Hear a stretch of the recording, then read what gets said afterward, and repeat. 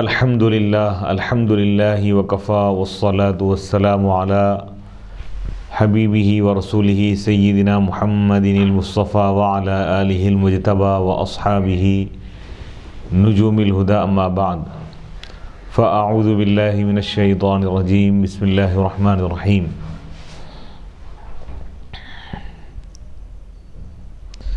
فلولا نفر من كل فرقة منهم طائفة ليتفقهوا في الدين ولينذروا قومهم إذا رجعوا إليهم لعلهم يحذرون صدق الله العظيم.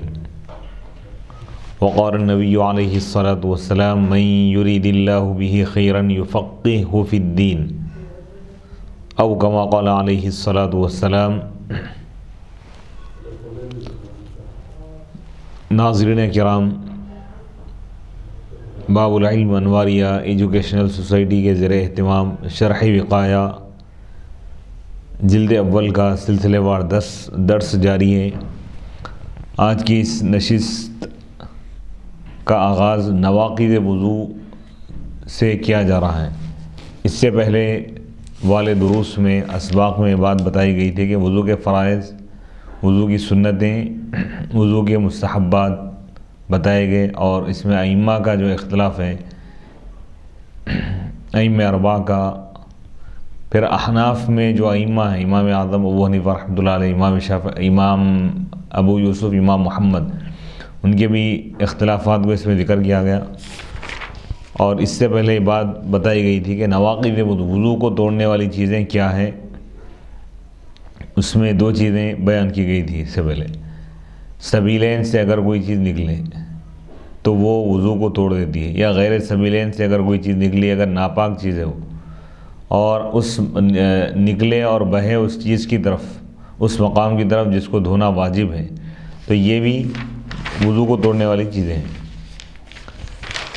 اس کے بعد بتا رہے ہیں کہ یعنی سبیلین سے مراد یہ ہے کہ یعنی جیسے پیشاب یا موشن یا ہوا خارج اگر ہو تو اس کی وجہ سے بھی وضو ٹوٹ جاتا ہے. اب اس کے بعد بتا رہے ہیں کہ والقیء، تیسری چیز وضو کو توڑنے والی چیز قے ہے. اب قے کے بارے میں تفصیلات اور ائمہ کا اختلاف اس میں بیان کیا جائے گا.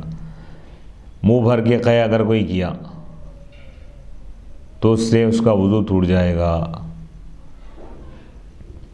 والقیء عطف علی قوله ما خرج فاراد ان يفصل انواعه لان الحكم مختلف فيها فقال والقیء. اس کو جو رفع آ رہا ہے عربی گرامر کے اعتبار سے، کیونکہ اس درس کو دیکھنے والے دینی مدارس کے طلباء و طالبات بھی ہوں گے، اس لہذا ان کا خیال کرتے ہوئے یہاں پر اعراب اور وجوہ اعراب کا بھی ذکر کیا جا رہا ہے. والقیء، اس کو جو رفع آ رہا ہے اس کا عطف ہے ما خرج پر، یعنی وناقضہ ما خرج، یعنی ناقض الوضو، وضو کو توڑنے والی چیز ہے وہ جو سبیلین سے نکلے. اور قے فاراد، بس مصنف نے یہ چاہا کہ وہ اس کے احکام، اس کے اقسام کی تفصیل کو بیان کرے، کیونکہ اس میں حکم مختلف ہی ہے، اس میں اختلاف کیا گیا ہے. اس میں حکم یعنی قے کے بارے میں ائمہ کا اختلاف ہے. وقال، بس انہوں نے کہا، یعنی تاج الشریعہ رحمۃ اللہ علیہ نے فرمایا، متن پیش کریں وقایہ کی عبارت، دمن رقیقن،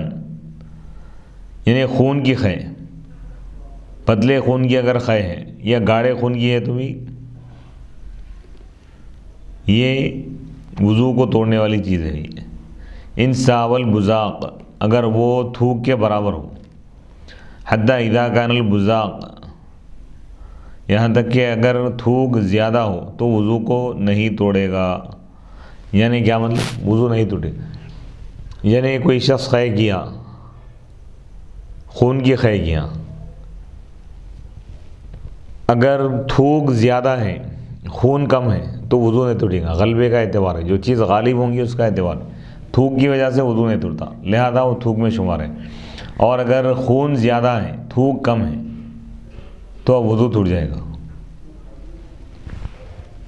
ولما ذکر حکم المساوات، اور جب برابری کا انہوں نے حکم دیا، یعنی ولما ذکر، اور جب ولما ذکر ولما ذکر دونوں طریقے سے پڑھ سکتے ہیں. اور جب اب یہ شارح وقایہ صدر الشریعہ الاصغر فرما رہے ہیں کہ تاج الشریعہ رحمۃ اللہ علیہ نے جب مساوات کا حکم ذکر کی تو علما تو یہاں پر معلوم ہوا حکم الغلبتی، غلبے کا حکم بالطریق الاولا، بدرجہ اولا، یعنی یہاں پہ ٹوٹل 3 صورتیں بیان کی جا رہی ہیں۔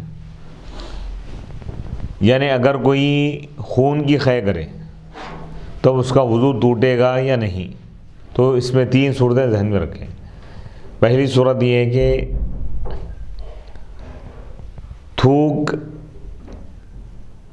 اگر کم ہے، خون زیادہ ہے، تب بھی وضو ٹوٹ جائے گا۔ دوسری صورت یہ ہے کہ دونوں اگر برابر ہیں، یعنی تھوک اور خون دونوں برابر ہیں، تب بھی وضو ٹوٹے گا، اور اگر تھوک زیادہ ہے خون کم ہے تو وضو نہیں ٹوٹے گا۔ تو اب یہاں پر متن میں جو عبارت پیش کی گئی اور جس انداز میں پیش کی گئی کہ متن میں تاج الشریعہ رحمۃ اللہ علیہ نے یہ فرمایا کہ کوئی شخص اگر خون کی خے کرے اور وہ تھوک کے اگر برابر ہے، یعنی دونوں برابر ہے، تھوک اور خون دونوں اگر برابر ہیں تو وضو ٹوٹ جائے گا۔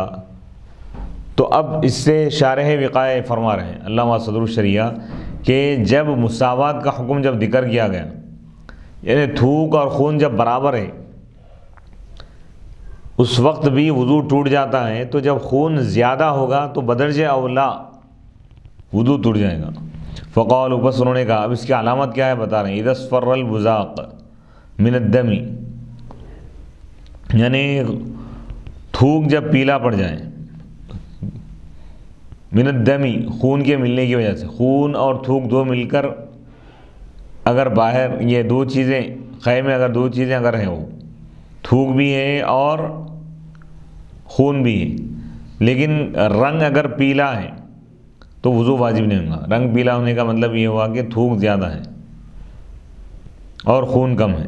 وَإِنِ احْمَرَّ، اور اگر رنگ لال اگر ہو، سرخ ہے، اگر تھوک کا رنگ بھی اگر لال ہو گیا ہے تو وضو کرنا واجب ہوگا، کیونکہ وضو ٹوٹ گیا ہے، اس کا خون زیادہ ہونے کی علامت ہے۔ ثم عطف علی قولہ دمن، دمن پر عطف کر رہے ہیں اس قول کا، آنے والے قول کا۔ او مرتن، خے کرنا خون کی، او مرتن یا سفرے کی خے، او طعامن یا کھانے کی، جو چیز کھایا ہے اس کی خے کر رہا ہے، تب بھی اس کا وضو ٹوٹ جائے گا۔ او ماءن، یا پانی کی خے کر رہا، او علقن، یا جمے ہوئے خون کی۔ ان کان ملء الفم، اگر یہ منہ بھر ہو، یعنی اتنی قے کر رہا ہے کہ اتنی زیادہ قے ہے کہ منہ بند، یعنی منہ بند نہیں کر سک رہا ہوں، قے آ رہی ہے تو منہ خود بخود کھل جا رہا اس کا، منہ بھر قے اگر کر رہا ہے تو یہ ناقض وضو ہے، وضو کو توڑنے والی چیز ہے۔ لا بلغمن اصلاً، بلغم کی قے کسی بھی صورت میں وضو کو نہیں توڑے گی۔ بلغمی اگر قے ہے، بلغم سے ہٹ کے کسی بھی چیز کی اگر قے کران، پانی کی کرے یا کھانے کی یا جمے ہوئے خون کی، تمام صورتوں میں وضو ٹوٹ جائے گا اس کا، اگر منہ بھر قے اگر ہو تو۔ اگر بلغم کی کیا، اگرچہ کہ منہ بھر کے ہو، وضو نہیں ٹوٹے گا اس سے۔ سواءً، چاہے وہ بلغم کی قے نازل ہو من الرأس، یعنی سر سے اتر کر آئے، او صاعدا من الجوف، یا پیٹ سے چڑھ کر اوپر یعنی منہ تک پہنچ جائے قے، بہر صورت، یعنی یہ بلغم کی جو قے ہے، کبھی دماغ میں جو چیز بلغم جمع ہوا رہتا وہ قے کے ذریعے باہر آتا، یا کبھی پیٹ سے حلق کی طرف قے آتی ہے، دونوں صورتوں میں بھی وضو نہیں ٹوٹے گا بلغم کی قے کی وجہ سے، چاہے وہ قے تھوڑی ہو یا زیادہ ہو۔ لِأَنَّهُ لِلَزُوجَتِهِ لَا يَتَدَاخَلُهُ النَّجَاسَةُ، اس کی وجہ بتا رہے ہیں کہ بلغمی قے کی وجہ سے وضو کیوں نہیں ٹوٹتا۔ اس کی وجہ یہ ہے کہ اس میں چکناہٹ ہوتی ہے، چکناہٹ کی وجہ سے اس میں نجاست داخل نہیں ہوتی۔ وَيَنْقُضُ صَاعِدُهُ مِلْءَ الْفَمِ عند ابی یوسف لكن النازل من الرأس لا ينقض عنده أيضا۔ اب یہاں پر طرفین کا یہ قول بیان کیا گیا، طرفین کی جو رائے ہے وہ پیش کی گئی۔ امام ابو یوسف رحمۃ اللہ علیہ بلغمی قے کے بارے میں ان کے فرما رہے ہیں کہ وہ ینقضو، اور یہ یعنی پیٹ سے جو قے آئی بلغمی قے، وہ بلغمی قے جو پیٹ سے اگر حلق کی طرف آ رہی ہیں، منہ بھر اگر قے ہو تو یہ وضو کو توڑ دے گی امام ابو یوسف رحمۃ اللہ علیہ کے پاس۔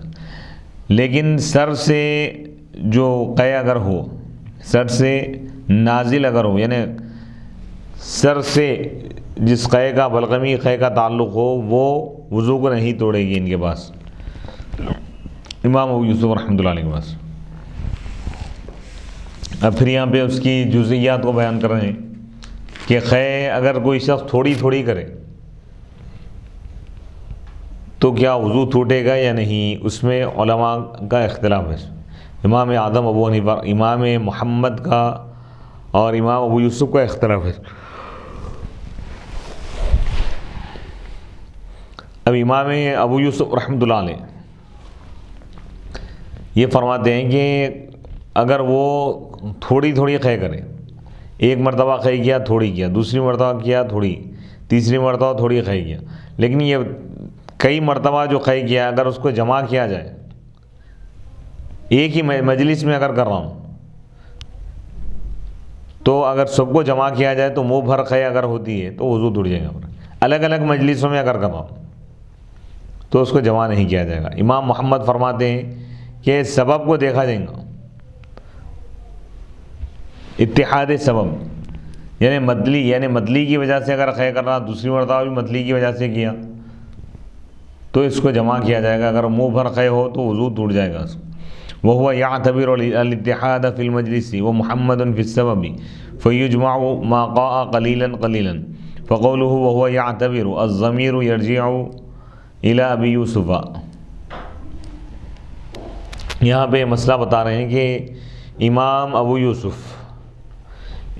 یوسف رحمۃ اللہ علیہ اتحاد مجلس کا اعتبار کرتے ہیں۔ ان کے پاس مجلس کے اتحاد کا اعتبار ہے۔ کیا مطلب؟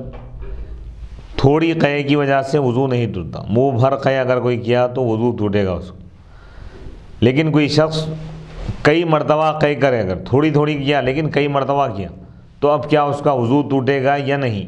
تو امام ابو یوسف فرماتے ہیں کہ مجلس اگر ایک ہے، ایک ہی محفل میں اگر وہ اس طرح کیا، کئی مرتبہ قے کیا، تھوڑی تھوڑی کیا، تو پوری مجلس میں جتنے مرتبہ قے کیا وہ پورے کو جمع کیا جائے گا، یعنی اندازہ کیا جائے گا کہ بھئی یہ منہ بھر قے ہوتی یا نہیں۔ منہ بھر قے اگر ہے، ایک ہی مجلس ہے اگر، تو لہذا اس کا وضو ٹوٹ جائے گا۔ اور امام محمد فرماتے ہیں کہ سبب کو دیکھا جائے گا، یعنی کئی مرتبہ قے کیا لیکن ہر مرتبہ متلی کی وجہ سے اگر قے کیا، سبب ایک ہے تو پوروں کو جمع کیا جائے گا۔ اگر وہ مقدار منہ بھر کے اگر ہو رہی ہے، منہ بھر قے کے برابر ہے تو وضو ٹوٹ جائیں گے، اس سے اگر کم ہے تو وضو نہیں ٹوٹے گا۔ فیجمع، بس جمع کیا جائے گا جو وہ قے کرے، قلیلاً قلیلاً، تھوڑی تھوڑی۔ فقولوا، بس ان کا یہ قول، وہو یعتبر، اور وہ اعتبار کرتے ہیں کس کا؟ اتحاد مجلس۔ یہ ضمیر لوٹ رہی ہے امام ابو یوسف کی طرف پر۔ وہذا ابتداء مسألة صورتها اذا قاء قليلا قليلا بحيث لو جمع يبلغ ملء الفم، فابو یوسف يعتبر اتحاد المجلس اي اذا كان في مجلس واحد يجمع فيكون ناقضا۔ یہ ایک اس مسئلے کی ابتدا ہے جس کی صورت یہ ہے، بتا رہے ہیں کہ جب کوئی شخص قے کرے تھوڑی تھوڑی، اس طور پر کہ اگر اس قے کو جمع کیا جائے تو وہ منہ بھر کے قے اگر ہوتی ہے، منہ بھر قے ہوتی ہے، اس کی مقدار کو پہنچتی ہے، تو امام ابو یوسف رحمۃ اللہ علیہ اتحاد مجلس کا اعتبار کرتے ہیں، یعنی جب ایک ہی مجلس میں اگر ایسا ہو تو قے کو جمع کر دیا جائے گا ایک، یعنی فیکون ناقضاً، بس وہ وضو کو توڑنے والی ہوں گی وہ قے پر۔ وہ محمد، اب یہاں پہ کیا ہوا؟ اب مثال کے طور پر کوئی شخص کسی محفل میں بیٹھا ہوا ہے، ایک مرتبہ قے کیا تھوڑی، اس کے بعد اس محفل سے چلے گیا دوسری محفل میں، یا آدھے پون گھنٹے کے بعد کرا قے، تو اس کو شمار نہیں کیا جائے گا، ایک ہی محفل میں ہونا ہے سب۔ اور محمد، امام محمد رحمۃ اللہ علیہ اعتبار کرتے ہیں اتحاد سبب کا، مجلس ایک ہو یا نہ ہو، سبب ایک ہے کیا، یہ دیکھ رہے ہیں امام ابو یوسف امام محمد۔ وہو الغثیان، اور وہ ہے غثیان، یعنی غثیان یعنی متلی، اگر وہ متلی کی وجہ سے، ایک ہی متلی کی وجہ سے اگر ہو رہی قے تھوڑی تھوڑی، تو ان کو یہ جمع کیا جائے گا بالاتفاق. فیجمع فیکون ناقضا، تو یہ قے اس قسم کی قے وضو کو توڑنے والی ہوں گی. فحصل اربع صور، 4 صورتیں بتا رہے ہیں.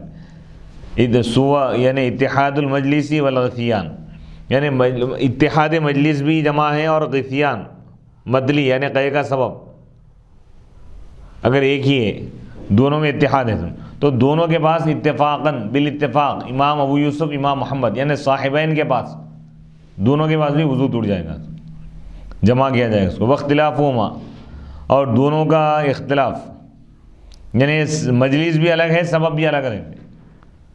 فلا یجمع اتفاقا، تو بالاتفاق یعنی دونوں کے پاس بھی اس قے کو جمع نہیں کیا جائے گا، وضو نہیں ٹوٹے گا. وہ تیسری صورت بتا رہے واتحاد المجلس مع اختلاف الغثیان، یعنی مجلس تو ایک ہے لیکن متلی الگ الگ ہے. پہلی متلی الگ ہے دوسری الگ ہے، تو اب امام ابو یوسف کے پاس جمع کیا جائے گا کیونکہ اتحاد مجلس پایا جا رہا. امام محمد کے پاس نہیں ٹوٹیں گا، پر جمع نہیں کیا جائے گا. واختلاف المجلس مع اتحاد الغثیان، مجلس الگ الگ ہے لیکن متلی ایک ہی ہے، تو امام محمد کے پاس قے کو جمع کیا جائے گا اور وضو ٹوٹ جائے گا. اور امام ابو یوسف رحمۃ اللہ علیہ کا اس میں اختلاف ہے، ان کے پاس جمع نہیں کیا جائے گا قے کو. کیوں؟ مجلس الگ الگ ہے. وما لیس بحدث لیس بنجس، قے کے جزیات اور اس قے کی وجہ سے کن صورتوں میں وضو ٹوٹتا ہے اور کن صورتوں میں نہیں ٹوٹتا، اس کو بیان کرنے کے بعد اب صاحب کتاب فرما رہے ہیں وما لیس بحدث، اور وہ چیز جو حدث نہیں ہے، لیس بنجس وہ ناپاک بھی نہیں ہے. بکسر الجیم، نجس کے معنی ناپاک. فیلزم من انتفاء کونہ حدثا انتفاء کونہ نجسا، بس اس کے حدث ہونے کی نفی سے اس کے نجس ہونے کی نفی لازم آئے گی. فالدم بس خون اذا لم یصل، جب وہ نہ بہے، یعنی جو چیز حدث نہیں ہے وہ ناپاک بھی نہیں ہوں گی. اس کی مثال دے رہے ہیں فالدم بس خون، جب وہ نہ بہے عن رأس الجرح، زخم کے سرے سے، تو وہ پاک ہے. برے کسی جگہ ایک زخم لگ گیا، خون تو نکلا لیکن اس کی جگہ سے آگے نہیں بڑھا، بہا نہیں، جہاں کا وہیں رکا ہوا، ایک ٹپکا ہے سمجھو، تو یہ کیا ہے؟ حدث نہیں ہے، اس کی وجہ سے وضو نہیں ٹوٹا تو وہ ناپاک بھی نہیں ہے. برے وہ خون آپ کے کپڑوں کو لگ گیا، آپ پڑھ سکتے ہیں نماز.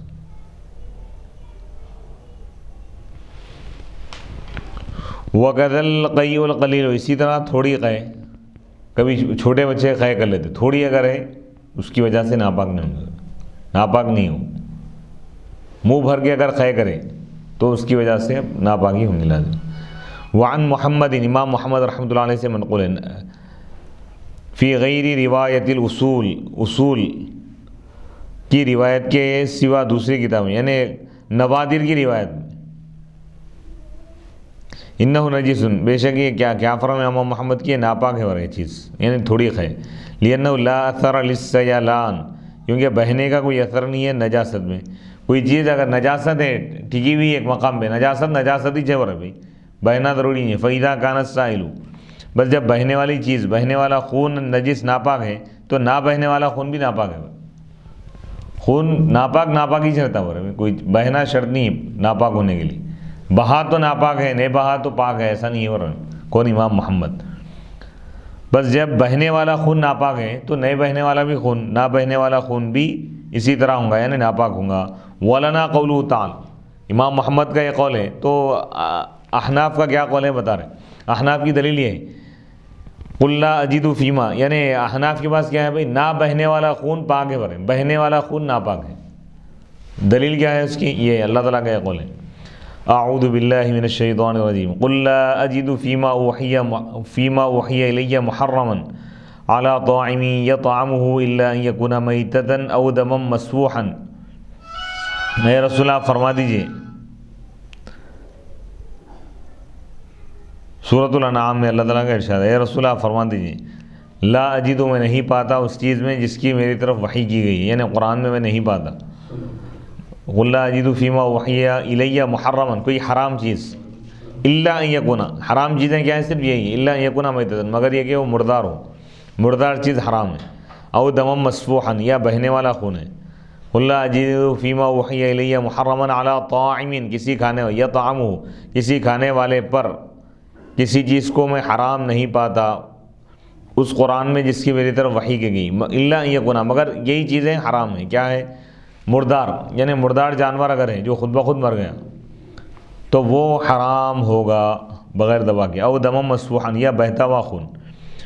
تو اس آیت میں بہتے ہوئے خون کو حرام قرار دیا گیا. اس کا مطلب یہ ہوا کہ وہ خون جو نہیں بہتا اپنی جگہ ٹکا ہوا ہے تو وہ حرام نہیں ہے, وہ ناپاک نہیں ہے. فغیر المسفوح لا یکون محرما تو غیر مسفوح نہ بہنے والا اپنی جگہ جو رکا ہوا اور ٹکا ہوا خون ہے وہ حرام نہیں ہوگا تو وہ ناپاک بھی نہیں ہوگا. والدم الذي لم يسل عن رأس الجرح دم غیر مسفوح فلا يكون نجسا اور وہ خون جو زخم کے سرے سے نہ بہے تو وہ ایسا خون ہے جو نہ بہنے والا ہے, بہنے والا خون نہیں ہو. فلا یکون نجسا تو وہ خون ناپاک نہیں ہوگا.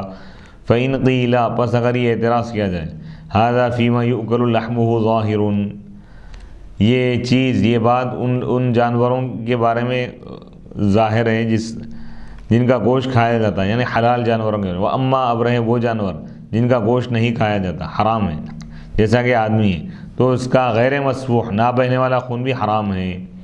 فلا يمكن الاستدلال بحلہ علی طہارتہ تو غیر مسفوح کی حلت سے اس کے پاک ہونے پر نہ بہنے والا خون حلال ہے, نہ بہنے والے خون کے حلال ہونے کی وجہ سے اس کے پاک ہونے پر دلیل پیش نہیں کی جا سکتی. قل تو اب اس کا جواب دے رہے ہیں حضرت علامہ عبید اللہ بن مسعود بن تاج الشریعہ صدر الشریعہ الاصغر فرما رہے کہ قل تو میں کہوں گا لما حکم بحرمت المسفوح پس جب مسفوح بہنے والے خون کے حرام ہونے کا حکم لگایا گیا بقیہ تو غیر مسفوح نہ بہنے والا اپنی اصل پر باقی رہ گیا اور وہ حلال ہے. اور اصل کیا ہے؟ الاصل فی الاشیاء الاباحہ یعنی تمام چیزوں میں اصل اباحت ہے. ہاں اس چیز کوئی بھی اس وقت حرام ہوں گی جب اس پر کوئی دلیل قائم ہو. حرمت کے لیے دلیل چاہیے.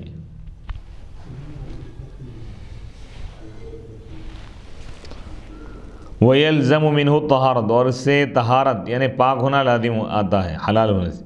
یعنی نہ بہنے والا خون جب حلال ہے جائز ہے تو اب وہ پاک بھی ہوں گا سواء چاہے وہ مأکول اللحم کا ہو ان جانوروں کا ہو جن کا گوشت کھایا جاتا ہے اور یا ان جانوروں کا ہو جس کا گوشت نہیں کھایا جاتا. لِإِطْلَاقِ النَّصِّ کیونکہ نص مطلق ہے یعنی نص میں صرف بہنے والے خون کو حرام قرار دیا گیا چاہے وہ انسان کا ہو بہنے والا خون یا جانور کا ہو. البتہ نہ بہنے والا خون حلال ہے. جب وہ حلال ہے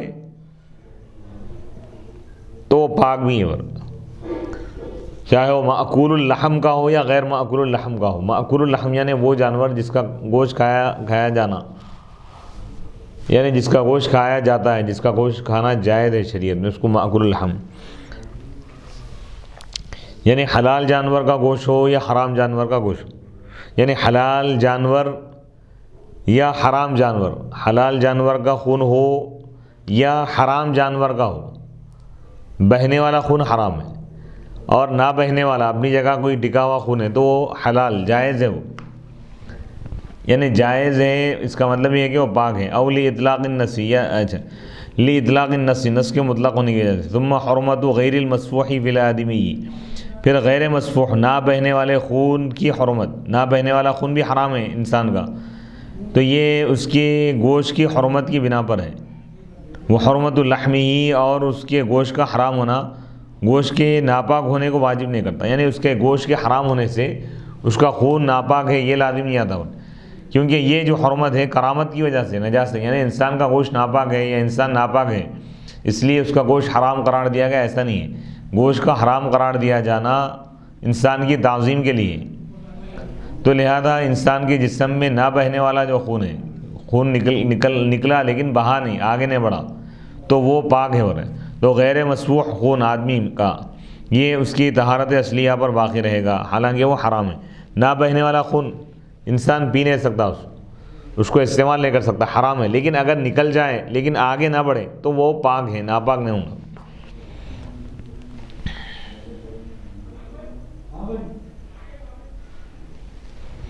والفرق بین المسفوح وغیرہ مبنی علی حکمت غامضۃ، بہنے والے خون اور نہ بہنے والے خون کے درمیان جو فرق ہے یہ مبنی ہے، یہ ٹکا ہوا ہے یہ فرق، اس کی بنیاد ہے ایک باریک حکمت ہے اس میں تھوڑی وہی، اور وہ یہ ہے کہ غیر مسفوح نہ بہنے والا خون وہ خون ہے انتقلہ جو منتقل ہوا ہے رگوں سے اور نجاستوں سے جدا ہوا اور اس کے لیے دوسرا ہضم حاصل ہوا ہے اعضاء میں، بس وہ ہو گیا ہے قابل، اس چیز کے قابل ہو گیا کہ وہ عضو بنے، نہ بہنے والا خون، بس وہ عضو کی طبیعت کو اختیار کر لے گا وہ خون، تو شریعت نے اس کو عضو کا حکم دے دیا برخلاف رگوں کے خون کے، کیونکہ رگوں کا خون جب بہتا ہے زخم کے سرے سے تو معلومہ یہ بات معلوم ہوئی کہ وہ ایسا خون ہے جو منتقل ہوا ہے رگوں سے اس لمحے میں، اور وہ ناپاک خون ہے۔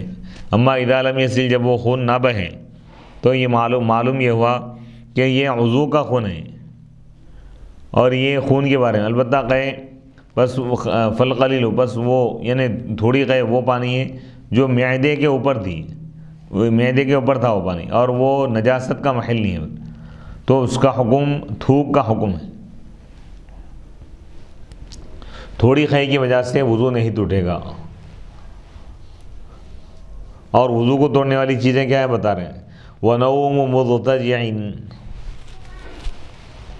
اور لیٹنے والے کی نیند، یعنی نیند کی وجہ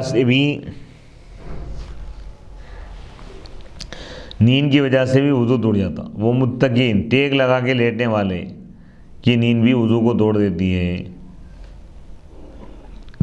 وہ مستندن الی ما، اور ٹیک لگانے والے کی نیند، اس چیز کی طرف ٹیک لگا کر سونے والے کی نیند کہ اگر وہ چیز ہٹا دی جائے تو وہ گر جائے گا،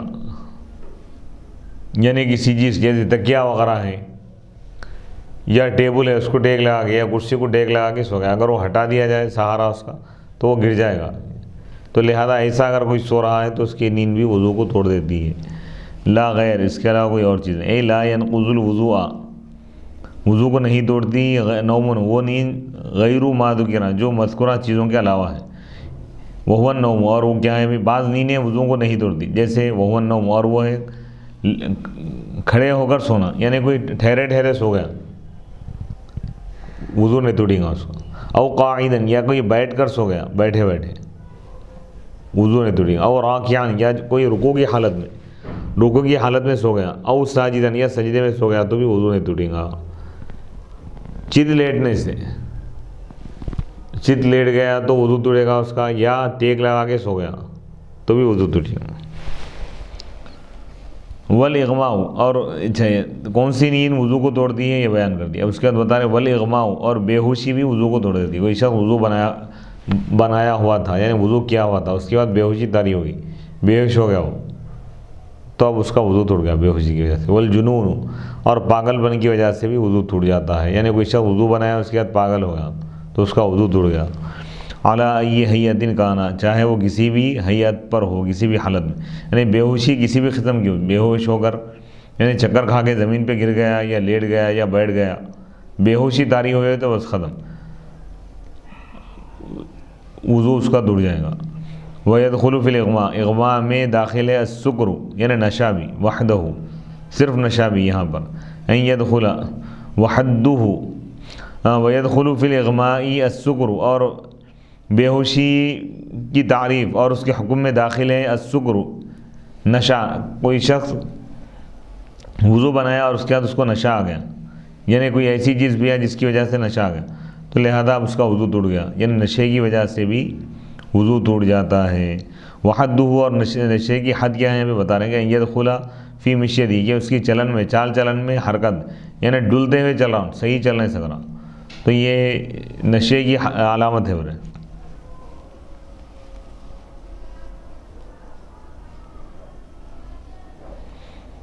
وہ صحیح، اور یہی صحیح تعریف ہے۔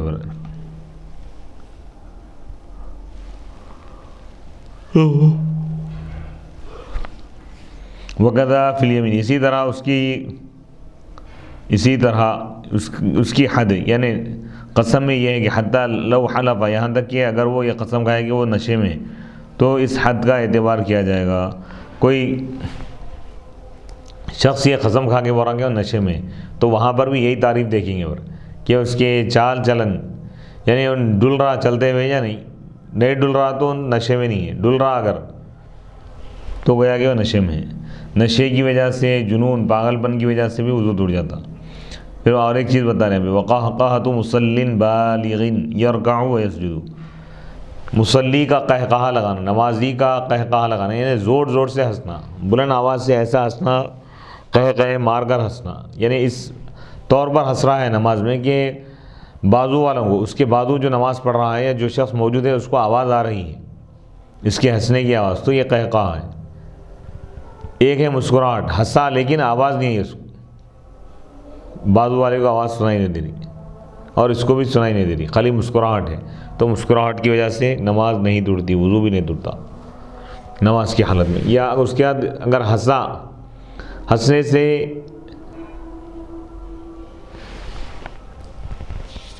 اس کا حکم الگ ہے، ہنسنے کا حکم الگ ہے، اور یہ تبسم یعنی مسکراہٹ کا حکم الگ ہے، اور یہ قہقہے کا حکم الگ ہے۔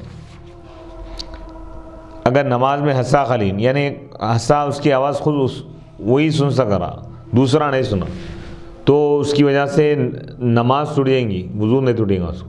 لیکن اگر قہقہہ لگایا، اتنی بلند آواز سے ہنس رہا ہے کہ خود بھی اس آواز اس کو سنائی دے رہی ہے اور بازو والے کو بھی آواز سنائی دے رہی ہے، بازو اس کے کھڑے ہو کر کوئی نماز پڑھ رہا ہے تو وہ بھی اس کی آواز سن رہا ہے، تو اس کی وجہ سے اس کی نماز بھی ٹوٹ جائیں گی، وضو بھی ٹوٹ جائیں گا، وضو دوبارہ بنا کے نماز پڑھنا پڑے گا۔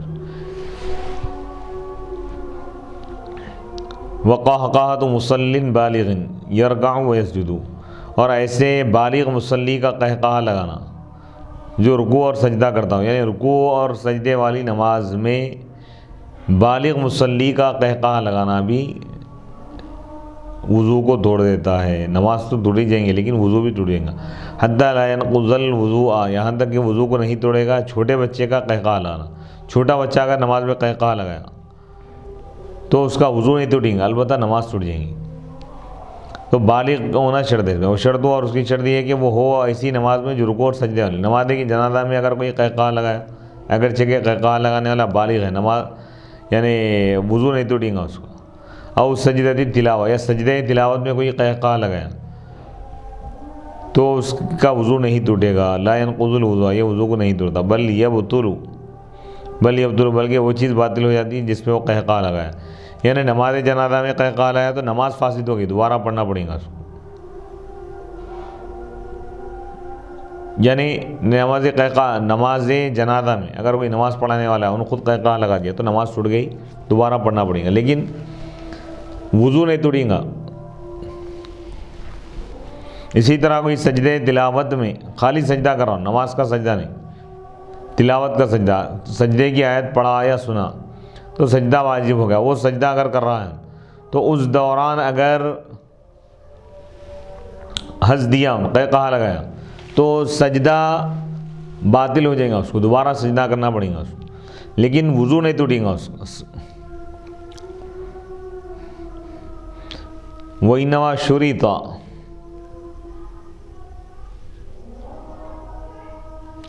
وَإِنَّمَا شُرِطَ، اور یقیناً یہ شرط لگائی گئی ہے مذکورہ چیزیں، یعنی مذکورہ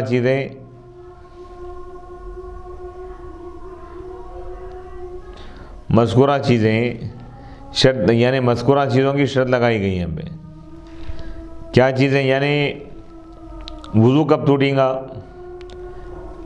یعنی قہقہہ لگانا، بالغ مصلی کا رکوع اور سجدے والی نماز میں قہقہہ لگانا نماز کو بھی توڑ دیتا ہے، وضو کو بھی توڑ دیتا ہے۔ تو یہ قہقہے کی وجہ سے وضو کب ٹوٹیں گا، اس کے لیے 3 شرائط بتا رہے ہیں کہ مصلی نماز کی حالت میں اگر ان قہقہہ لگایا، نماز ہونا، پھر دوسری چیز بالغ ہونا، قہقہہ لگانے والا، تیسری چیز یہ ہے کہ رکوع اور سجدے والی نماز ہونا ہو۔ وہی لِأَنَّ انتقاض الوضوء بِهَا، کیونکہ قہقہے کی وجہ سے وضو کا ٹوٹنا یہ حدیث کی وجہ سے ثابت ہے، حدیث سے خلاف قیاس، یعنی بظاہر ہنسی کی وجہ سے، غیر نماز میں اگر کوئی ہنس رہا، قہقہہ لگا رہا، وضو نہیں ٹوٹتا اس کا. کیوں؟ کیونکہ یہ ناپاک چیز نہیں ہے نا, کوئی نجاست نکل رہی ہے, اس سے نہیں نکل رہی. لیکن یہاں پر نماز میں قہقہا لگائے تو وضو ٹوٹ رہا ہے. کیوں ٹوٹ رہا ہے؟ حدیث کی وجہ سے, خلاف قیاس. یہ بات تو عقل میں نہیں آتی, لیکن حدیث میں حکم دیا گیا ایسا, تو اس لیے اس حکم کو احناف نے جاری کیا اور یہ کہا کہ کوئی نماز کی حالت میں قہقہا لگائے, بالغ مصلی, رکوع اور سجدے والی نماز میں بالغ مصلی کا قہقہا لگانا وضو کو توڑ دیتا ہے. فیقتصر, یعنی اس کی وجہ سے وضو ٹوٹ جاتا ہے. فیقتصر علی موردہ, حدیث میں ہے تو لہذا اسی مقام کے ساتھ اس کو خاص کیا جائے گا. تو رکوع سجدے والی نماز اگر نہیں ہے, نماز جنازہ ہے, اس میں کوئی قہقہا لگایا تو وضو نہیں ٹوٹے گا, نماز ٹوٹ جائیں گی. اسی طرح چھوٹا بچہ اگر نماز میں قہقہا لگایا وضو نہیں ٹوٹے گا. ثم القہقہۃ انما تنقض الوضوء, پھر قہقہا وضو کو توڑتا ہے اس وقت اذا کان یقظان, جبکہ وہ بیدار ہو, یعنی بیداری کی حالت میں قہقہا لگایا تو یہ وضو ٹوٹے گا. اور حتیٰ لو نام فی الصلاۃ, یہاں تک کہ اگر کوئی شخص سو جائے نماز میں, علی ای ہیئۃ, چاہے کسی بھی حیات میں, یعنی رکوع کی حالت میں سو گیا یا سجدے کی حالت میں, تو اس کا قہقہا لگانا اس حالت میں, ان کی حالت میں قہقہا لگانا وضو کو نہیں توڑتا. وعند الشافعی, اور امام شافعی رحمۃ اللہ علیہ کے بعد, لا ينتقض الوضوء, وضو نہیں ٹوٹتا قہقہا لگانے کی وجہ سے. وحدها, اور اس کی حد یہ ہے کہ ان تکون, اب یہ قہقہا کس کو بولتے ہیں؟ ہنسنا, اس طور پر کہ وہ سنائی دے, دوسروں کو سنائی دے اس کی آواز, دانت بھی نظر آئے اور دوسروں کو آواز بھی سنائی دے, بلی اس کو بھی سنائی دے اور پڑوسیوں کی. یہ کیا ہے؟ قہقہا. اور ضحک کے معنی ہنسنا. ضحک کی جو آواز ہوتی ہے نا, یہ خود ہنسنے والے مصلی کو ہی سنائی دیتی, اس کے پڑوسیوں کو نہیں, اور وہ نماز کو باطل کرتا ہے ہنسنا, ضحک, وضو کو نہیں. اور تبسم یہ ہے, مسکراہٹ یہ ہے کہ اس کی آواز ہی سنائی نہ دے. تو مسکراہٹ کی وجہ سے اگر کوئی شخص نماز میں مسکرایا تو اس کا وضو بھی نہیں ٹوٹتا, نماز بھی نہیں ٹوٹتی. اور ہنسنے کی وجہ سے صرف نماز ٹوٹتی ہے, وضو نہیں ٹوٹتا. اور قہقہا لگانے کی وجہ سے نماز بھی ٹوٹ جاتی, وضو بھی ٹوٹ جاتا. والمباشرۃ الفاحشہ الا عند محمد, اور مباشرت فاحشہ کی وجہ سے بھی وضو ٹوٹ جاتا ہے. مباشرت فاحشہ کیا ہے بتا رہے ہیں, وہی ہے, لیکن امام محمد کے پاس مباشرت فاحشہ کی وجہ سے وضو نہیں ٹوٹتا.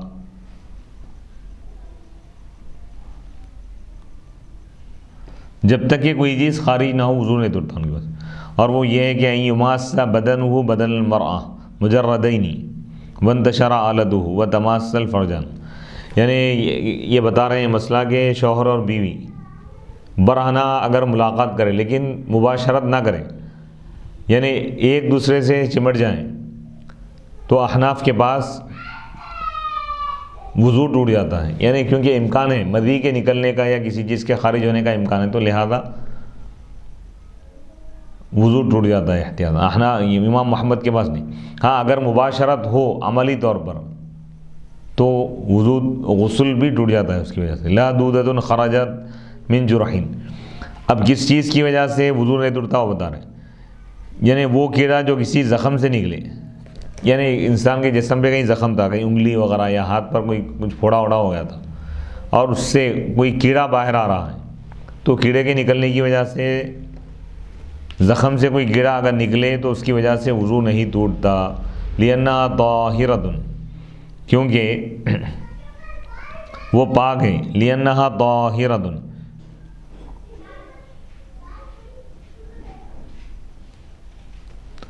وما علیہ من النجاست قلیل, اور جو کچھ اس کیڑے پر نجاست ہے وہ تھوڑی ہے. فاما الخارجۃ من الدبر, اب رہا وہ کیڑا جو دبر سے نکلے یعنی سرین سے نکلے, فتنقض, تو وہ وضو کو توڑ دیتا ہے. لأن خروج القلیل منہ ناقض, کیونکہ یعنی دبر سے تھوڑی چیز کا نکلنا بھی وضو کو توڑ دیتا ہے. یعنی پیشاب کے یعنی موشن کے مقام سے اگر کوئی چیز نکل جائے, اگرچہ کہ وہ تھوڑی ہو, تب بھی وہ وضو کو توڑنے والی چیز ہے. وہ من الاحلیل, اور احلیل سے اگر کوئی چیز نکلی تو نہیں ورد. لأنہا خارجۃ, کیونکہ وہ نکلتی ہے من جرح, زخم کی وجہ سے.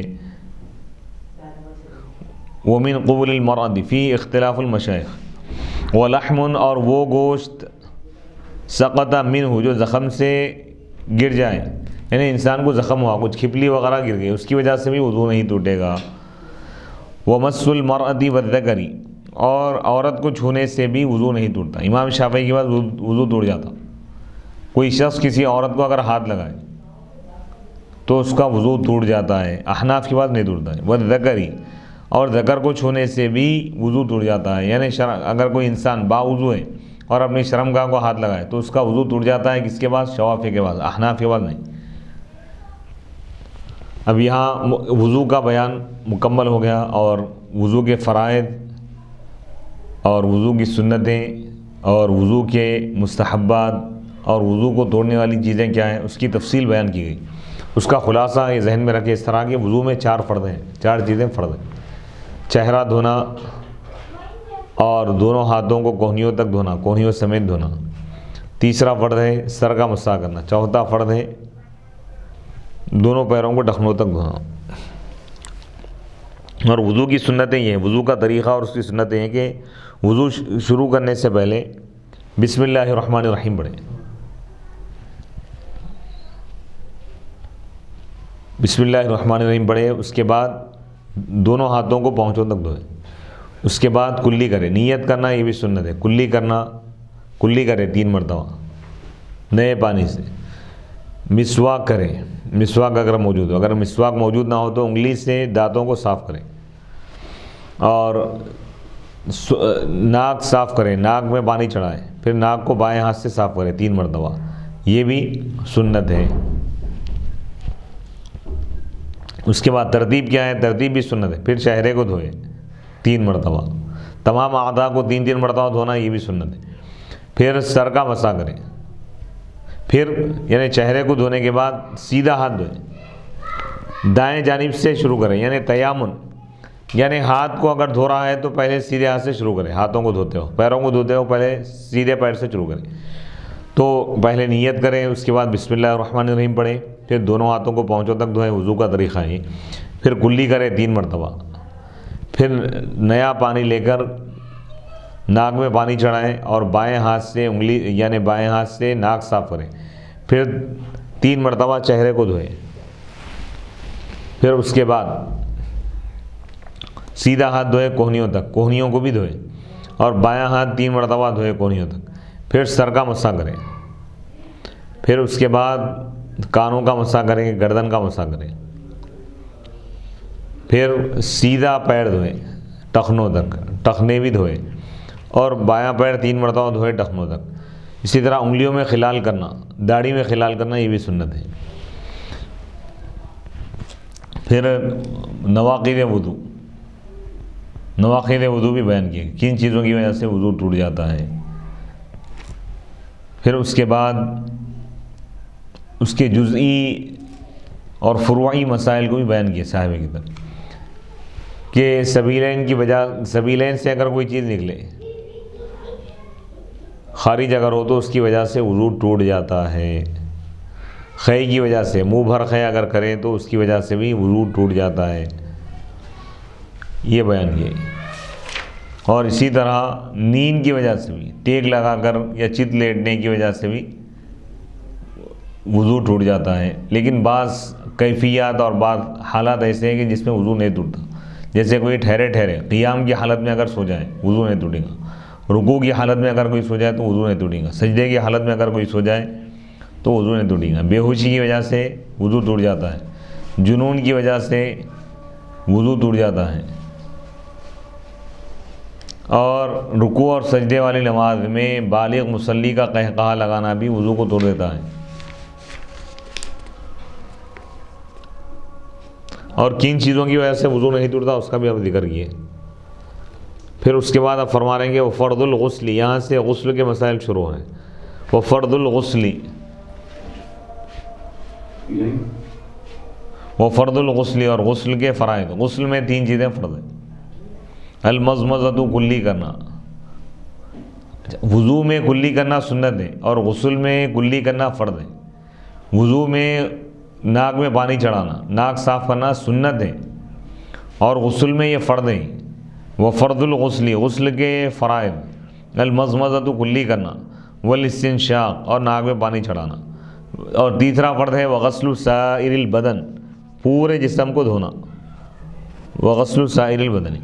اب یہاں پہ بتا رہے ہیں اختلافات، وہما سنتان عند الشافعی، یعنی کلی کرنا، ناک میں پانی چڑھانا غسل میں فرض ہے احناف کے پاس، لیکن یہ دو چیزیں سنت ہیں امام شافعی رحمۃ اللہ علیہ کا۔ اگر کوئی شافعی غسل میں کلی نہ کرے، ناک میں پانی نہ چڑھائے، تب بھی اس کا غسل ہو جائے گا، پورے جسم پہ پانی بہا دیا غسل ہو گیا ان کے پاس، لیکن احناف کے پاس نہیں ہوگا۔ وَلَنَا أَنَّ الْفَمَ دَاخِلٌ مِّن وَجْهٍ وَخَارِجٌ مِّن وَجْهٍ حِسًّا عِنْدَ انطباق الفم وانفتاحه، وحكما في ابتلاع الصائم الريق ودخول شيء في فمه، فجعل داخلا في الوضوء خارجا في الغسل، لأن الوارد فيه صيغة المبالغة وهي قوله تعالى فطهروا، وفي الوضوء غسل الوجه وكذلك الأنف، وإذا تمضمض وقد بقي في أسنانه طعام فلا بأس به۔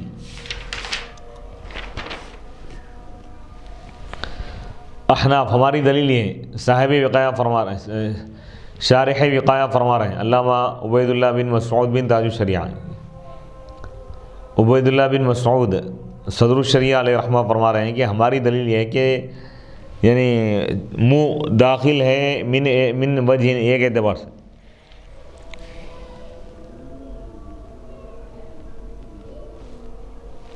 وہ خارج، اور یہ خارج ہے ایک اعتبار سے، حسن محسوس کے اعتبار سے، یعنی جو اعضاء ظاہر ہے، ظاہری اعضاء کو دھونا فرض ہے وضو میں، یعنی غسل میں تمام ظاہری اعضاء کو۔ اب تو یہ منہ، کیونکہ اس کی دو حیثیتیں، دو جہتیں ہیں، ایک تو یہ داخل ہے اندرونی حصہ ہے، اور ایک اعتبار سے خارج بھی ہے، منہ بند کرتے وقت اور کھلتے وقت، منہ کھول دیا اب اندرونی حصہ نظر آ رہا ہے، اگر بند کر دیے تو یہ داخلی حصہ ہو گیا۔ وہ حکمن، اور یہ حکمن فی ابتلاع، اور حکمن بھی کیا ہے، یہ خارج ہے، اور فی ابتلاع الصائم، روزے دار کے تھوک کو نکلنے کے حکم میں، روزے دار اگر تھوک کو نکل لیا تو روزہ نہیں ٹوٹتا ہے۔ کیوں نہیں ٹوٹتا؟ کیونکہ منہ کو اندرونی حصہ مانا گیا، باہر سے کوئی چیز اندر نہیں گئی نا، اندر کی چیز اندر ہے، تو لہذا یعنی منہ کیا ہے، داخلی اعضاء میں سے باطنی، ودخول شیء فی فمی، اور کسی چیز کے داخل ہونے کے بارے میں، فی فمی اس کے منہ میں، فجعل داخلا، منہ کو بنا دیا گیا داخل وضو میں، اور غسل میں خارج قرار دیا گیا۔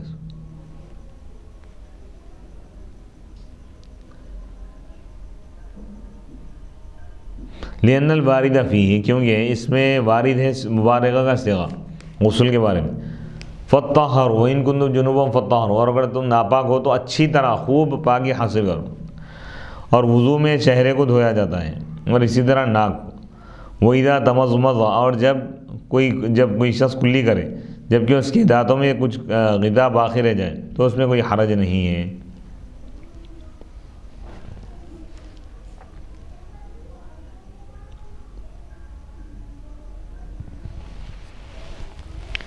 وغسل سائر البدن، اور پورے جسم کو دھونا، یعنی 3 فرائض ہے، پہلا فرض ہے کلی کرنا، دوسرا فرض ہے ناک میں پانی چڑھانا، تیسرا فرض ہے سر سے لے کر سر کی تالو سے لے کے پیر کے تلوے تک جسم کے تمام اعضاء پر پانی اس طور پر بہانا فرض ہے کہ بال برابر جگہ بھی سوکھی باقی نہ رہے، خشک باقی نہ رہے، بال برابر بھی اگر سوکھی باقی رہ جاتی ہے جہاں پانی نہ پہنچے تو غسل نہیں ہوا۔ ای جمیع ظاہر البدن، یعنی تمام ظاہری بدن کو، بدن کے تمام ظاہری حصے کو دھونا یہ فرض ہے۔ حتی لو بقی العجین، یہاں تک کہ اگر آٹا، گوندا ہوا آٹا اگر رہ جائے فی الظفر، ناخن میں، وقت صلاح، بس وہ غسل کیا تو یہ کافی نہیں ہے، وہ آٹے کو بہا کے وہاں تک بھی پانی پہنچانا ضروری ہے۔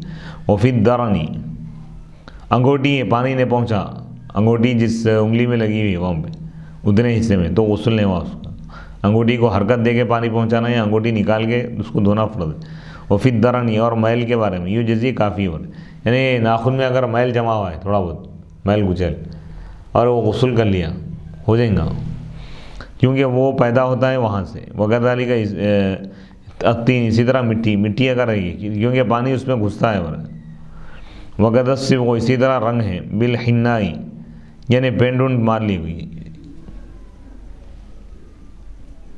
اس کا بھی یہی حکم. فالحاصل، بس خلاصہ یہ ہے کہ ان المعتبر فی هذا الحرج، تو اس میں اعتبار کیا گیا ہے حرج کا، دشواری جن چیزوں میں ہو رہی ہے اس کو معاف کر دیا گیا ہے شریعت. وَإِذَا ادَّهَنَ، اور جب وہ تیل لگائے، فَأَمَرَّ الْمَاءَ، اور پانی اس کے اوپر سے گزارا، سر کے بالوں پر تیل لگا دیا تھا پھر پانی بہایا اس کے اوپر، فلم یصل، بس پانی نہیں پہنچا تو یجزی کافی ہو رہا ہے. پانی ڈال دیا، پانی بہہ کے چلے گیا، کافی. وَأَمَّا ثَقْبُ الْقُرُطِ، اب رہا بالی کا سوراخ، بالیاں وغیرہ جو پہنتے ہیں خواتین، اگر بالی اس میں ہو، فَإِنْ غَلَبَ عَلَى ظَنِّهَا، فَإِنْ غَلَبَ فِي ظَنِّهِ، اگر یعنی کان میں اگر بالی ہے، اگر اس کے ظن میں یعنی دھونے والے کے ظن میں یہ ظن غالب یہ ہے کہ پانی نہیں پہنچتا بغیر حرکت دیے گئے، تو حرکت دینا، ان بالیوں کو ہلانا اور اس میں پانی پہنچانا ضروری ہے. وَإِن لَمْ يَكُنِ الْقُرْطُ فِيهَا، اور اگر اس میں بالی نہ ہو، اگر اس کا یہ ظن غالب ہے کہ پانی پہنچتا ہے بغیر کسی تکلف کے، تو وہ تکلف نہیں کرے گا. اور اگر اس کا یہ ظن غالب ہے انہ لا یصل، کہ پانی نہیں پہنچتا مگر تکلف کے ذریعے، تو وہ تکلف کرے گا، یعنی پانی پہنچانے کے لیے بالی کو حرکت دے گا، حرکت دے گی عورت خاتون. وَإِنِ ضَمَّ الثَّقْبُ، اور اگر وہ سوراخ مل جائے بعد نزعہ، بالی نکالنے کے بعد، اور وہ اس طور پر ہو جائے کہ اگر اس پر پانی وہ گزارے تو پانی اس پر داخل ہوگا، اور اگر وہ غفلت کرے تو پانی اس پر داخل نہیں ہوگا، تو وہ پانی گزارے گا. ولا يتکلف، اور وہ تکلف نہیں کرے گا فی ادخال شیء، کسی چیز کو داخل کرنے کے بارے میں، سوى الماء، سوائے پانی کے، من خشب، جیسے کہ لکڑی ہے یا جیسی چیز. وَإِنْ كَانَ فِي إِصْبَعِهِ خَاتَمٌ، اور اگر اس کی انگلی میں اگر انگوٹھی ہے، ضیق، تنگ انگوٹھی ہے، یجب تحریکہ، تو اس کو حرکت دینا، اس کو ہلانا واجب ہے تاکہ پانی اس کے نیچے بھی پہنچے. یعنی وضو کرنے والے یا غسل کرنے والے شخص کی انگلی میں اگر انگوٹھی ہے، انگوٹھی اگر تنگ ہے، تو وہ اس کو حرکت دے گا اور پانی وہاں تک پہنچائے گا. اگر حرکت نہیں دیا، پانی نہیں پہنچایا، وہاں تک نہیں پہنچا، تو نہ وضو ہوا اس کا، نہ غسل ہوا. وَيَجِبُ عَلَى الْأَقْلَفِ إِدْخَالُ الْمَاءِ دَاخِلَ الْقُلْفَةِ وَإِنْ نَزَلَ الْبَوْلُ إِلَيْهَا وَلَمْ يَخْرُجْ عَنْهَا نَقَضَ الْوُضُوءَ. هذا عند بعض المشايخ فلها حكم الظاهر من كل وجه، وعند البعض لا يجب إيصال الماء إليها في الغسل مع أنه ينقض الوضوء. إذا نزل البول إليها فلها حكم الباطن في الغسل وحكم الظاهر في انتقاض الوضوء. اب یہاں پہ ایک مسئلہ بتا رہے ہیں، اور واجب ہے اقلف پر، یعنی اقلف اس شخص کو کہتے ہیں جو غیر مختون ہو، جس کی ختنہ نہ کی گئی ہو، اگر وہ غسل کر رہا ہے تو اس پر واجب ہے پانی کو داخل کرنا قلفے کے اندر، یعنی غیر مختون جو حصہ ہے اس کا، وہ چمڑا جس کی ختنہ نہیں کی گئی، اس کے اندر بھی پانی پہنچانا ضروری ہے. اگرچہ کہ پیشاب اس کی طرف یعنی قلفے کی طرف اترے، اور اگر پیشاب قلفے میں غیر مختون حصے میں اگر اترے اور اس کے باہر نہ نکلے تو وہ وضو کو توڑ دے گا. یہ بعض مشائخ کے پاس ہے. بس قلفے کے لیے، غیر مختون حصے کے لیے ظاہر کا حکم ہے ہر اعتبار سے، اور بعض کے پاس پانی کو پہنچانا واجب نہیں ہے اس تک غسل میں، حالانکہ وہ وضو کو توڑتا ہے. جب پیشاب اس تک پہنچے فلاح حکم الباطن، تو اس کے لیے باطن کا حکم ہے غسل میں، اور ظاہر کا حکم ہے وضو کے ٹوٹنے کے بارے میں. لا دلگو، اب یہاں پہ اس کی وضاحت کریں کہ غسل میں کیا کیا چیزیں فرض ہیں. نیت کرنا فرض نہیں ہے، اس میں صرف 3 چیزیں فرض ہیں. کلی کرنا فرض ہے، ناک میں پانی چڑھانا، ناک صاف کرنا یہ فرض ہے، ناک میں پانی چڑھانا. اور تیسرا فرض ہے سر سے لے کر پیر تک پورے جسم پر پانی بہانا، اس طور پر پانی بہانا کہ بال برابر جگہ بھی سوکھی باقی نہ رہے، یہ فرض ہے.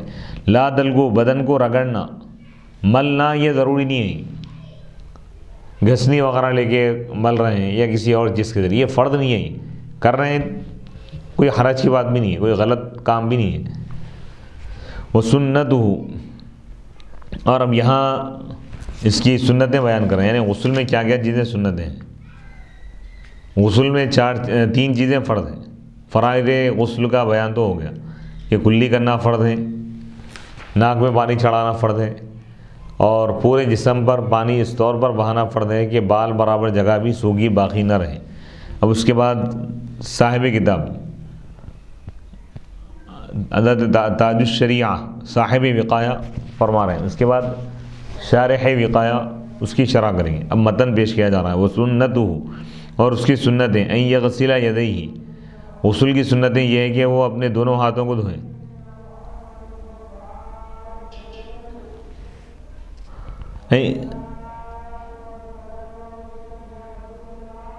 وہ سنتہ ان یغسل الی رسغیہ، اور اس کی سنتیں یہ ہے کہ وہ اپنے دونوں ہاتھوں کو دھوئے پہنچوں تک، یعنی غسل کرنے والا بھی سب سے پہلے اپنے دونوں ہاتھوں کو دھوئے گا پہنچوں تک، وہ فرجہ، اور اپنی شرمگاہ کو دھوئے، وہ یزیل نجسن، اور اس نجاست کو دور کرے، نجاست کو، انکان، اگر ہو، اگر نجاست جسم کے کسی حصے پر لگی ہوئی تو اس نجاست کو دور کرے۔ اے انکان نجس، یعنی اگر نجاست ہو، ای النجاست علی بدنی، یعنی غسل کرنے والے کے جسم پر کہیں اگر نجاست لگی ہوئی ہے تو وہ اس کو صاف کرے پہلے، ثم یتوضا، پھر وہ وضو کرے، الا رجلیہ، سوائے دو پیروں کے، یعنی پیروں کو نہ دھوئے، پیروں کو آخر میں دھوئے۔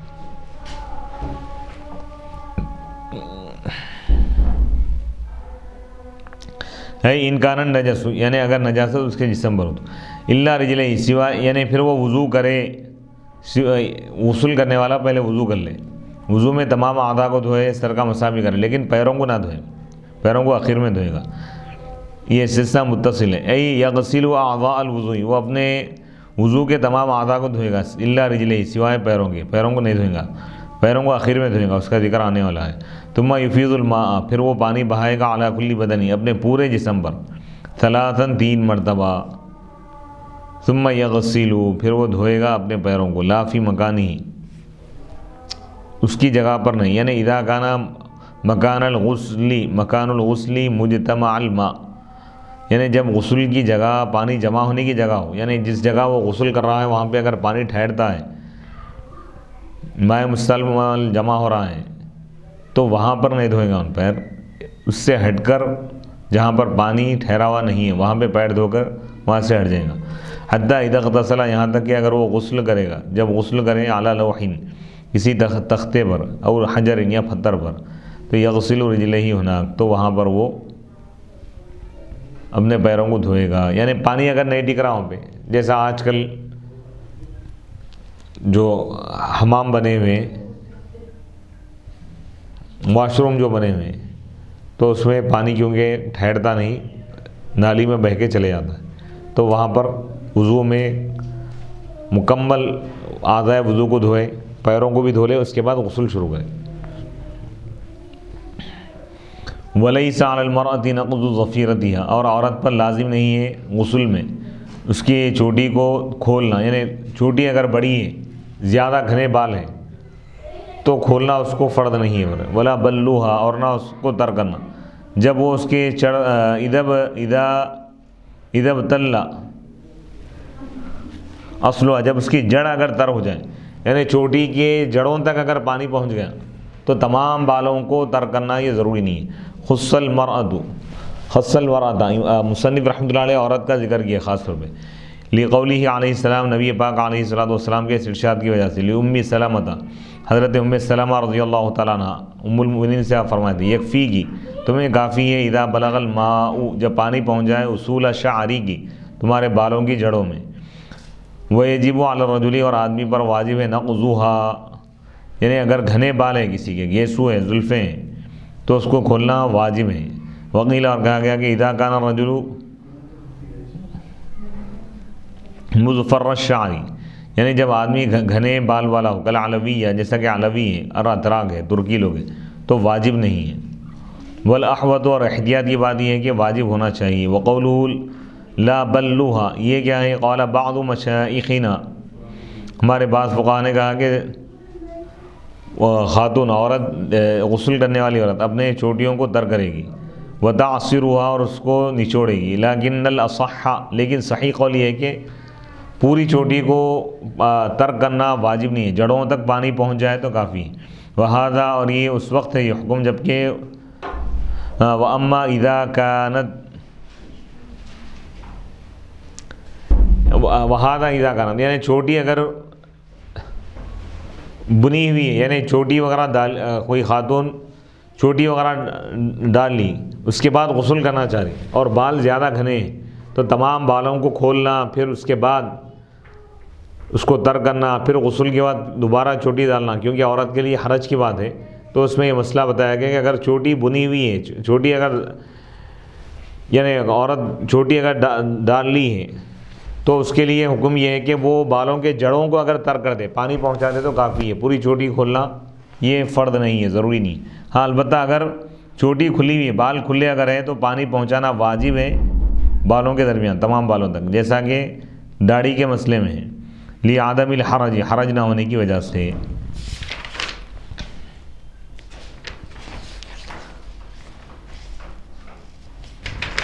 اب یہاں تک غسل کے سنتوں کو بیان فرمائیں۔ غسل کے فرائض کو بیان کیا پہلے کہ غسل میں 3 چیزیں فرض ہیں: کلی کرنا، ناک میں پانی چڑھانا، اور تمام بدن پر، پورے جسم پر پانی بہانا، یہ بھی فرض ہے۔ اس کے بعد سنتیں بیان کی کہ وضو میں کیا کیا چیزیں سنتیں ہیں، یعنی غسل میں کیا کیا چیزیں سنتیں ہیں: دونوں پیروں کو، دونوں ہاتھوں کو پونچھوں تک دھونا، اور اگر نجاست لگی ہوئی کسی جگہ تو اس کو دور کرنا، یہ بھی سنت ہے۔ پھر وضو کرنا، یہ بھی سنت ہے۔ اس کے بعد تمام جسم پر پانی بہائے گا انسان 3 مرتبہ بہانا، یہ کیا ہے؟ سنت ہے۔ 1 مرتبہ بہانا فرض ہے۔ اب وضو، یہ غسل کن چیزوں کی وجہ سے واجب ہوتا ہے؟ وضو کو یعنی غسل کو توڑنے والی چیزیں کیا ہیں، اور غسل کن چیزوں کی وجہ سے واجب ہوتا ہے، اس کی تفصیل بیان کر رہے ہیں۔ وہ موجب ہو، اور اس کو واجب، وہ موجب ہو، اور اس کو واجب کرنے والی چیز: انزال منی ذی دفق و شہوت عند الانفصال، یعنی منی کا نکلنا، منی کے نکلنے کی وجہ سے غسل واجب ہوتا ہے۔ ذی دفق و شہوت، یعنی شہوت کے ساتھ نکلنا، عند الانفصال، حتی لو انزل بلا شہوت لا یجب الغسل عندنا خلافا للشافعی رحمہ اللہ۔ ثم الشہوۃ شرط وقت الانفصال عند ابی حنیفہ ومحمد رحمہم اللہ، ووقت الخروج عند ابی یوسف حتی اذا انفصل عن مکانہ بشہوۃ واخذ رأس العضو حتی سکنت شہوته فخرج بلا شہوۃ یجب الغسل عندہما لا عنده، وإن اغتسل قبل أن يبول ثم خرج بقية المني يجب الغسل ثانيا عندهما لا عنده ولو في نوم۔ متن یعنی خروج منی، منی کے نکلنے کی وجہ سے بھی غسل واجب ہوتا ہے۔ ولو فی نوم، اگرچہ کہ وہ نیند کی حالت میں ہو، چاہے بیداری میں نکلے چاہے خواب میں، غسل اس کی وجہ سے واجب ہوتا ہے۔ اب یہاں پہ تفصیل بتا رہے ہیں، حتی لو انزل، یعنی بتا رہے ہیں کہ شہوت کے ساتھ نکلنا شرط ہے، بتا رہے ہیں حتی لو انزل، یہاں تک کہ اگر منی خارج ہو بغیر شہوت کے تو غسل واجب نہیں ہوگا، عندنا ہمارے پاس، یعنی احناف کے پاس، امام شافعی رحمۃ اللہ علیہ کے پاس واجب ہوگا۔ ثم الشہوۃ، پھر شہوت شرط ہے انفصال کے وقت، یعنی منی کے اپنے محل، اپنے مقام سے جدا ہوتے وقت شہوت کا ہونا شرط ہے، یہ امام اعظم ابو حنیفہ رحمۃ اللہ علیہ اور امام محمد کے وقت، تو اسی وقت غسل واجب ہوگا۔ اور خروج کے وقت ہونا یہ شرط ہے امام ابو یوسف رحمۃ اللہ علیہ کے پاس۔ اب پھر یہ بتا رہے ہیں کہ ولو فی نوم، اگرچہ کہ منی نکلے نیند کی حالت میں، ولا فرق فی ھذا بین الرجل والمرأة، اور اس میں کوئی فرق نہیں ہے آدمی اس مسئلے میں مرد اور عورت کے درمیان، چاہے مرد سے اس قسم کی چیز ہو یا کسی خاتون سے، غسل فرض ہو جائے گا۔ وروی عن محمد، امام محمد رحمۃ اللہ علیہ سے مروی ہے، فی غیر روایت الاصول، نوادر کی روایت میں ہو رہے ہیں، اذا تذکرت الاحتلام والانزال والتلذذ ولم تر بللا کان علیہ الغسل۔ اب یہاں پہ اہم مسئلہ یہ ہے کہ اگر کوئی شخص خواب میں ایسی کیفیت دیکھے لیکن بیدار ہونے کے بعد اس کے جسم پر کوئی چیز ایسی نہ ہو، یعنی کوئی نجاست لگی ہوئی نہ ہو، کوئی کچا پن اگر نہ ہو تو اس پر غسل فرض نہیں ہوگا۔ لیکن امام محمد سے ایک روایت منقول ہے، نوادر ہیں، کہ جب کوئی خاتون احتلام کو، بیداری کے بعد احتلام کو یاد کرے، یاد آ جائے اس کو، اور انزال اور تلذذ، اور وہ تری نہ دیکھیں، تب بھی اس پر غسل فرض ہوگا، اور امام محمد رحمۃ اللہ علیہ۔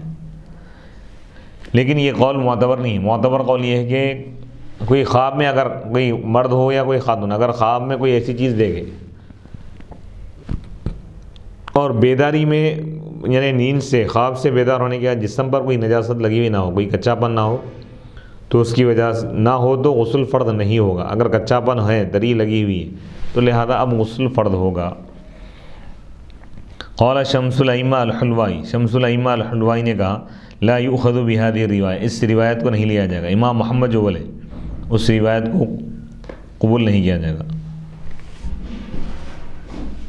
تو یہاں تک غسل کی سنتیں مکمل ہو گئی۔ اگلی نشست میں انشاءاللہ ہم اس کی اور تفصیلات کو بیان کریں گے۔ وصلی اللہ تعالی علی خیر خلقہ سیدنا محمد وآلہ واصحابہ اجمعین والحمد للہ رب العالمین۔